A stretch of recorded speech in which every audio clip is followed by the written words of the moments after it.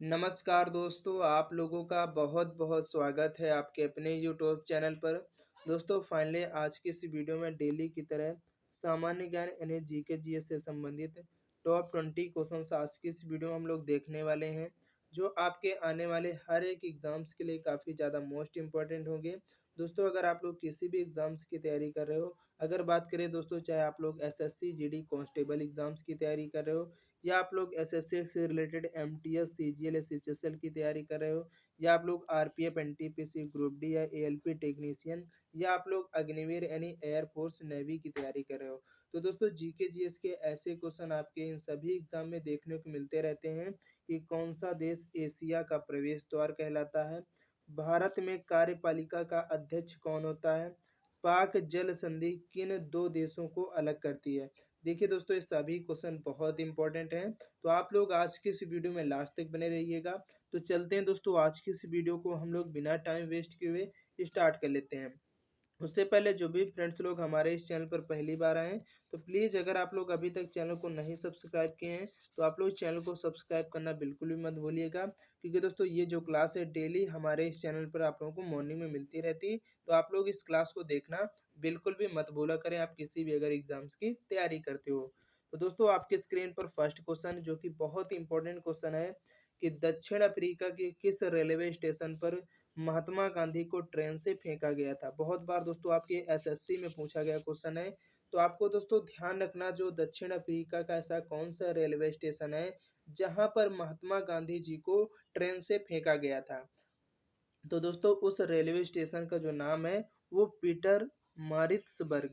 दोस्तों जो Peter मारित्सबर्ग station है, रेलवे स्टेशन है दक्षिण अफ्रीका का, यहाँ पर दोस्तों महात्मा गांधी जी को ट्रेन से फेंक दिया गया था। क्वेश्चन बहुत बार पूछा जाता, तो आपको याद रखना यहाँ पर इस क्वेश्चन का ऑप्शन जो सी है ये बिल्कुल करेक्ट हो जाएगा।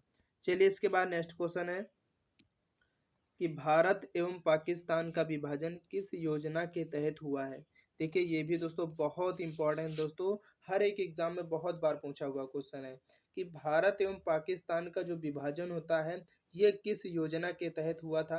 तो आपको दोस्तों ध्यान रखना, जो माउंटबेटन योजना है इसके तहत दोस्तों भारत एवं पाकिस्तान का विभाजन होता है। तो यहाँ पर इस क्वेश्चन का जो ऑप्शन सी है ये बिल्कुल करेक्ट हो जाएगा। चलते हैं नेक्स्ट क्वेश्चन की तरफ।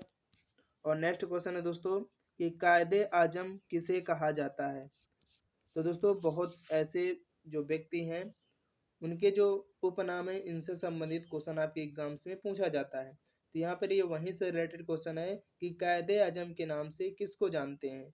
तो आपको दोस्तों ध्यान रखना, जो मोहम्मद अली जिन्ना थे इनको कायदे आजम के नाम से भी जाना जाता है। तो यहाँ पर इस क्वेश्चन का ऑप्शन जो ए है ये बिल्कुल करेक्ट हो जाएगा। अगर बात करें दोस्तों भगत सिंह को, तो इनको दोस्तों शहीद ए आजम कहा जाता है। ठीक है, तो आपको इनको भी याद रखना है।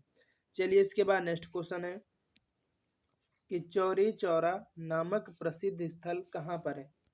देखिए भी क्वेश्चन आपके एग्जाम में अक्सर पूछा जाता रहता है कि जो चौरी चौरा नामक प्रसिद्ध स्थल है ये कहाँ पर है। तो दोस्तों आप सभी को मालूम होगा ये आपका गोरखपुर में है। यहाँ पर क्वेश्चन का ऑप्शन जो बी है ये बिल्कुल करेक्ट हो जाएगा। नेक्स्ट क्वेश्चन है कि इंकलाब जिंदाबाद का नारा किसने दिया था। तो दोस्तों वचन और नारे से संबंधित आपके हर एक एग्जाम में क्वेश्चन पूछा जाता है। तो आपको दोस्तों ध्यान रखना है इंकलाब जिंदाबाद का जो नारा है वो किसके द्वारा दिया गया था। तो दोस्तों भगत सिंह के द्वारा इंकलाब जिंदाबाद का जो नारा है ये दिया गया था। तो यहाँ पर इस क्वेश्चन का ऑप्शन जो सी है ये बिल्कुल करेक्ट हो जाएगा, तो आपको ध्यान रखना है। चलते हैं नेक्स्ट क्वेश्चन की तरफ कि कौन सा देश एशिया का प्रवेश द्वार कहलाता है। देखिए क्वेश्चन बहुत इंपॉर्टेंट है, आपके एसएससी में बहुत बार क्वेश्चन पूछा गया है कि कौन सा ऐसा देश है जिसको एशिया का प्रवेश द्वार कहते हैं। तो दोस्तों उस देश का नाम है तुर्की। और दोस्तों तुर्की को और क्या कहा जाता है, तो यूरोप का मरीज। दोस्तों यूरोप का मरीज भी दोस्तों इसे कहते हैं। तो ये दोनों बात आपको ध्यान रखनी, एशिया का प्रवेश द्वार और यूरोप का जो मरीज है वो दोस्तों तुर्की जो देश है इसको कहा जाता है। तो यहाँ पर क्वेश्चन का ऑप्शन जो बी है ये बिल्कुल करेक्ट हो जाएगा, तो आपको ध्यान रखना है। चलिए इसके बाद नेक्स्ट क्वेश्चन है कि निम्नलिखित में से किसे दक्षिण का ब्रिटेन कहा जाता है। देखिए सभी क्वेश्चन दोस्तों मैं आपको जो भी ये जो क्लास में लेकर के आता हूँ अपने इस चैनल पर डेली मॉर्निंग में, तो दोस्तों इसके हर एक क्वेश्चन आपके किसी न किसी एग्ज़ाम में पूछे हुए होते हैं। तो इसलिए मैं आप लोगों से बोलता रहता हूँ कि आप लोग कोई भी वीडियो देखिए उसको लास्ट तक ज़रूर देखा करें। और आप किसी भी एग्ज़ाम्स की तैयारी कर रहे हो ना, तो जीके जीएस में आपको टेंशन लेने की ज़रूरत नहीं है। बस इन वीडियो को आपको जो हमारे इस चैनल पर मॉर्निंग में मिलती रहती है, इनको आप लगातार देखते रहें। आप कोई भी एग्ज़ाम्स की तैयारी कर रहे हैं, क्या आप लोग एसएससी जीडी कांस्टेबल की 2024 में तैयारी कर रहे हैं, या SSC related MTS CGL CHSL की तैयारी कर रहे हैं, या आप लोग आरपीएफ में फॉर्म भरे हो, या एनटीपीसी ग्रुप डी की तैयारी कर रहे हो, दोस्तों यही सब क्वेश्चन आपके एग्जाम में अक्सर पूछे जाते हैं। जीके का दोस्तों कोई ना तो शुरुआत है, ना ही इसका कोई अंत है। ये सभी क्वेश्चन आपके एग्जाम में पूछे जाते रहते हैं, इसलिए आप लोग ज़रूर हर एक वीडियो को लास्ट तक देखा करें। तो यहाँ पर दोस्तों आपसे पूछा जा रहा है कि निम्नलिखित में से किसे दक्षिण का ब्रिटेन कहा जाता है। तो जो लोग एसएससी का एग्ज़ाम दिए होंगे तो उनको मालूम होगा दोस्तों, ये क्वेश्चन बहुत बार आपके एग्जाम्स में आ चुका है। तो आपको दोस्तों ध्यान रखना है, यहाँ पर दोस्तों जो आपका न्यूजीलैंड देश है, इसको दक्षिण का ब्रिटेन कहा जाता है। तो क्वेश्चन का यहाँ पर जो ऑप्शन डी है, ये बिल्कुल करेक्ट हो जाएगा, तो आपको याद रखना है। नेक्स्ट क्वेश्चन है, नियाग्रा जलप्रपात किस नदी पर स्थित है। तो दोस्तों अगर बात करें नियाग्रा जलप्रपात की, तो दोस्तों ये जिस नदी पर बनाया गया है, उस नदी का दोस्तों नाम है सेंट लॉरेंस।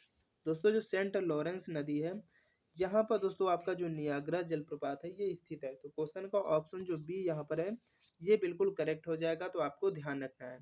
चलते हैं नेक्स्ट क्वेश्चन की तरफ, कि पाक जल संधि किन दो देशों को अलग करती है। देखिए वेरी वेरी इंपॉर्टेंट क्वेश्चन है, बहुत बार आपके हर एक एग्जाम में दोस्तों ये क्वेश्चन आ चुका है। जिन लोगों ने अगर कोई भी गवर्नमेंट एग्जाम दिया होगा, अक्सर उनको ये क्वेश्चन मिला होगा। तो आपको दोस्तों ध्यान रखना है, पाक जल संधि जो है ये किन दो देशों को अलग करती है। तो दोस्तों भारत एवं पाकिस्तान को, सॉरी, भारत एवं श्रीलंका को। दोस्तों पाक जल संधि जो है ये भारत और श्रीलंका को जो है अलग करती है। तो क्वेश्चन का यहाँ पर जो ऑप्शन सी है, ऑप्शन सी जो है करेक्ट हो जाएगा। कहीं कहीं दोस्तों आपको क्वेश्चन मिल जाएगा पाक जल डमरू मध्य, तो आपको कंफ्यूज नहीं होना, वो एक ही बात है। जल संधि लिखे या जल डमरू मध्य लिखे, तो आपको अगर पाक जल डमरू या पाक जल संधि लिखे, तो आपको ऑप्शन लगा के आना भारत एवं श्रीलंका का। ठीक है, चलिए नेक्स्ट क्वेश्चन है, कि भूमध्य सागर एवं अटलांटिक महासागर को जोड़ने वाली संधि कौन सी है।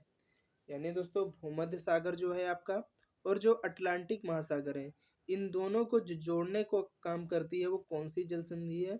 तो दोस्तों उस जल संधि का नाम है जिब्राल्टर की संधि। ठीक है, जो जिब्राल्टर जल संधि है, ये दोस्तों इसका जो काम है वो भूमध्य सागर एवं अटलांटिक महासागर को जोड़ने का काम है। तो क्वेश्चन का ऑप्शन यहाँ पर जो बी है, ये बिल्कुल राइट हो जाएगा, तो आपको ध्यान रखना है। नेक्स्ट क्वेश्चन है, वेल्थ ऑफ नेशंस पुस्तक के लेखक कौन है।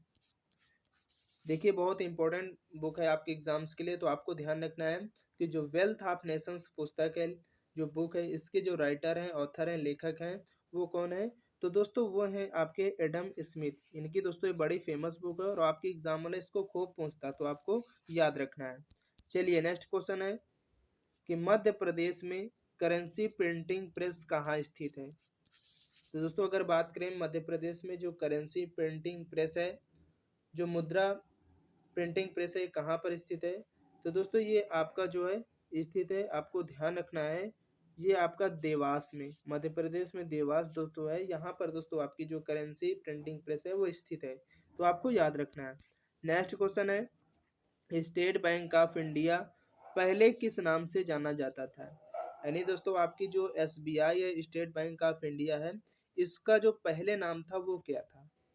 तो दोस्तों इसको जो पहले नाम से जाना जाता था इम्पीरियल बैंक ऑफ इंडिया। दोस्तों इसका पुराना नाम क्या है, तो इम्पीरियल बैंक ऑफ इंडिया। तो यहाँ पर क्वेश्चन का ऑप्शन जो बी है ये बिल्कुल करेक्ट हो जाएगा, तो आपको ध्यान रखना है। चलिए इसके बाद नेक्स्ट क्वेश्चन है,